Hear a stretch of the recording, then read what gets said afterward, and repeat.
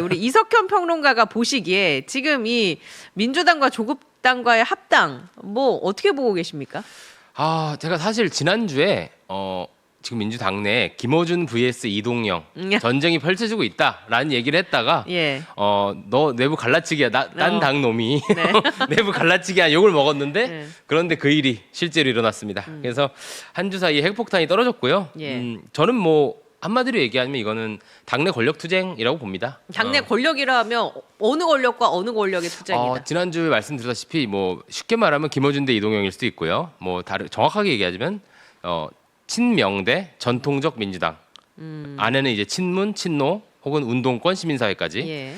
사실 제가 딱 이런 일련의 과정들을 보면서 느끼는 거는 참 비주류가 어느 조직의 주류가 되는 게 이렇게 어렵습니다. 예. 이재명 대통령이 정말 비주류 중에 비주류 시작해서 오늘 이해찬 대표님 얘기도 나왔는데 각고의 노력 끝에 당을 어떻게든 장악한 것처럼 보였는데 사실 보수정당 분들이 이걸 잘 모르시더라고요. 밖에서는 네. 실제로 엄청 장악하지 못했던 겁니다. 어떻게 보면 내부에서는 끊임없는 이런 그 치고 올라옴이 있을 수밖에 없고 예. 그런 차원에서 이제 소위 전통적인 민주당 이번 합당 같은 경우도 제가 앞에 사실 할 얘기가 많았는데 김진우 위원장이 너무 많이 하셔서 중복을 싹싹 걷어내는 예. 플레이를 좀 펼쳐보겠습니다. 이 합당으로 인해서 제일 좋을 분들은 호남에서 출마하고 싶은 민주당 분들입니다. 왜냐하면 호남은 그 과거의 선거에서 조국당과 경쟁해야 하는 구도에서 조금 약간 밀리는 그런 모습도 있었고, 그렇죠. 예, 그러다 보니까 현실적으로 그 호남을 기반으로 한 민주당 의원들이 제일 반길 것이다. 그렇죠. 박지원 의원님이 예. 잽싸게 환영 멘트를 예. 또 날리셨더라고요. 그러니까 이를테면 지금 이번 지방선거에서 조국혁신당이 엄청난 도전을 받아야 되는 상황이었고 예. 특히 이재명 정부 자체가 소위 뭐 이렇게 얘기하면 좀 그렇지만 나눠먹기라고 하나요? 그런 인사를 좀 덜합니다 지금. 그래서 김현지 실장이 더 욕먹는 것도 있다는 얘기도 많습니다. 그러니까 지분을 좀 챙겨줘야 되는데 뭐 제가 제 입으로 얘기는 안 하겠습니다. 예, 챙겨주는 게 없다라고 지금 얘기하시는 거잖아요. 뭐 그렇다고 하죠. 예. 그래서 그런 당내 에너지가 네. 특히 전통적 민주당 분들 입장에서는 많이 나올 수가 있다.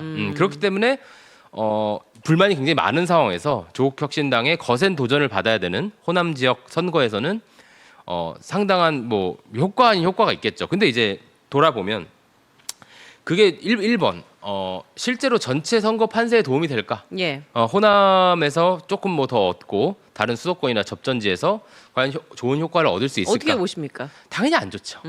왜냐하면 지금까지는 이제 조국혁신당의 존재로 인해 민주당이 중도로 네. 보이는 면이 있었습니다. 그러니까 확실히. 보수층을 조금씩 넓혀가는 그런 모습. 그리고 그럼요. 그렇기 때문에 이제 이재명 대통령도 이해운 이제 장관 후보자 물론 이제 지금은 지명 철회가 됐지만 그렇죠. 그런 행보를 보였던 거잖아요. 그렇죠. 그런 면뿐만 아니라 정책적으로도 예. 소위 외교에 있어서도 일본과의 과거사 문제를 정리하는 방식이나 미국에 대한 입장, 네. 안미 경중은 더 이상 통하지 않는다는 듯한 그런 메시지도 하셨기 때문에 굉장히 중도 혹은 중도 우파까지 예. 지금 확장을 하려고 하는 상황에서 약간 지금 이제 뒷다리 잡히는 느낌이 있는 겁니다. 그러니까 왜냐하면 지금 그 조국혁신당의 조국 대표께서 조국혁신당 DNA라는 얘기도 네, 하셨어요. 네, 네. 그러니까 그 DNA라는 게 좀 냉정하게 말하면 정의당 DNA에 가깝습니다. 사회권, 토지 공개념 이런 예. 것들이 그동안의 어떤 이제 좌파, 그것도 나쁜 의미로가 아니라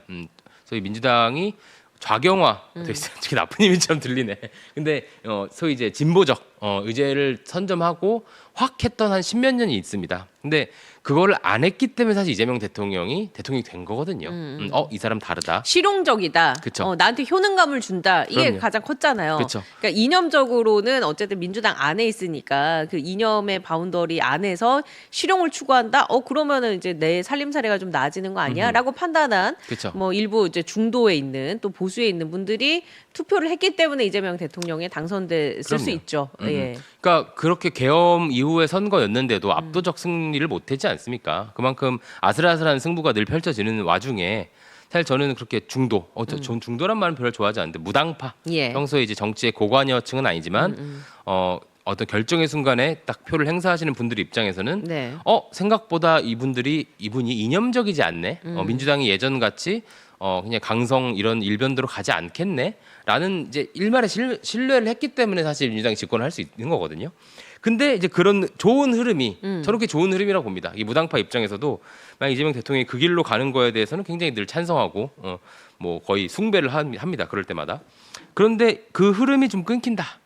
확실히 끊긴다. 그래서 정부에도 별로 도움이 안 되고요. 이를테면 지금 대통령 지지율이 60%가 나오고 있습니다. 예. 이거 엄청 나오는 거거든요. 근데 민주당 지지율은 한 40% 되죠. 그 20% 격차. 그거는 사실 뉴 이재명입니다.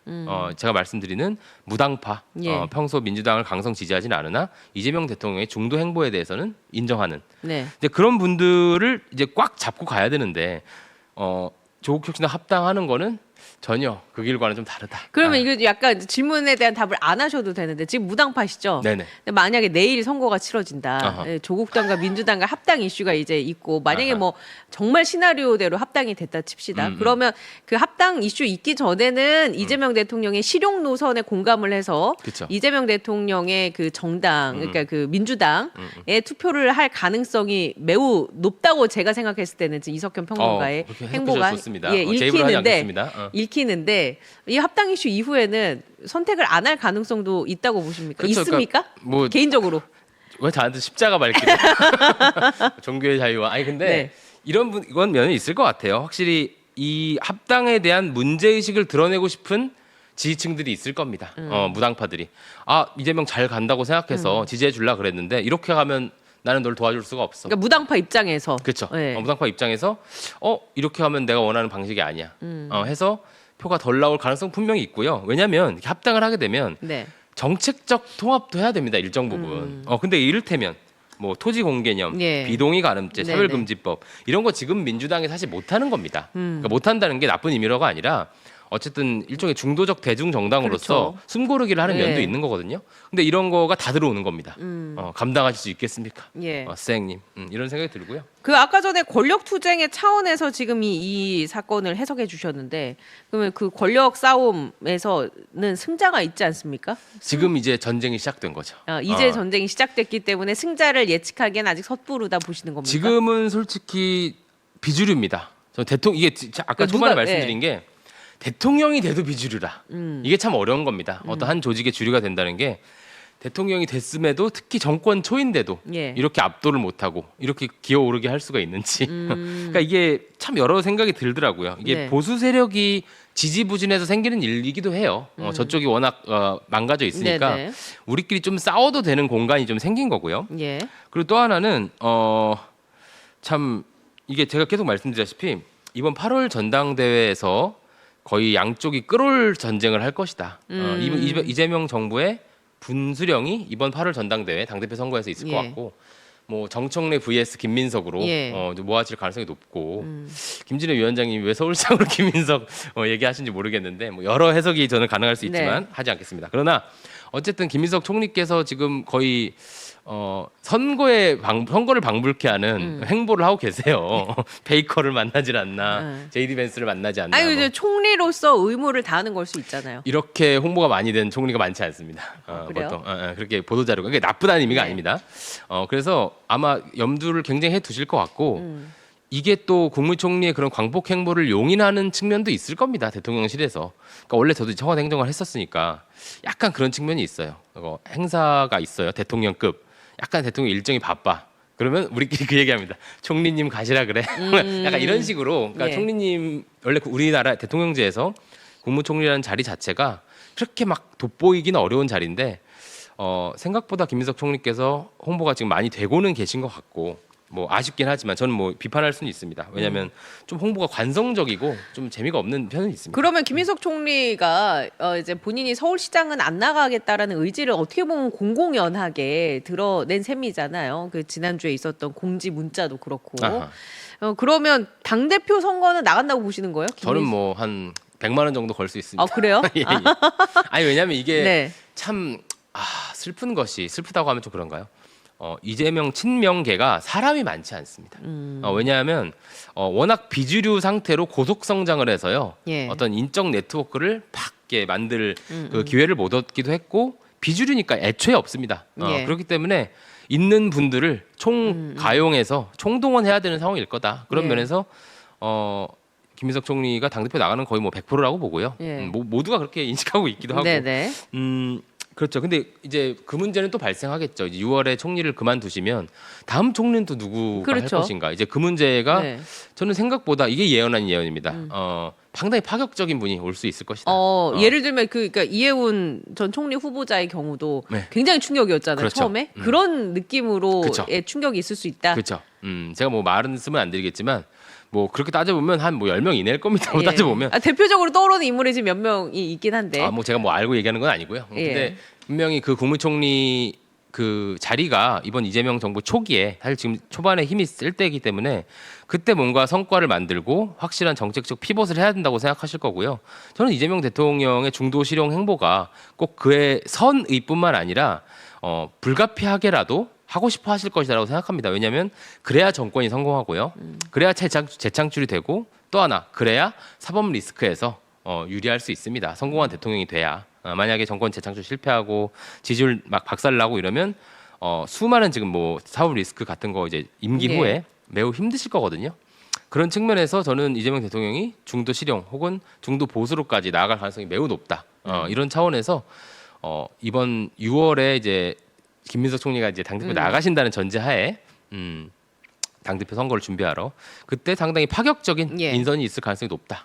여기까지 말씀드립니다. 그 우리 평론가님이 권력 투쟁의 프레임으로 이제 지금 사안을 좀 해석을 해주셨다면 아이디 영백님께서는 이 당원과 민심을 무시하는 쿠데타 아니냐라고 또 다른 성격을 좀 규정해 주셨어요. 이 차원에서 보면 어떻습니까? 근데 저는 뭐 그 생각은 들어요. 이게 자꾸 절차적 문제를 이제 반대하시는 예. 분들이 제기하시는데 그렇게 해서는 사실 별로 유효한 타격감이 없을 것이다. 왜냐면요. 그냥 절차 지키겠다 하면 돼요. 네. 당원 투표 하면 되고. 예.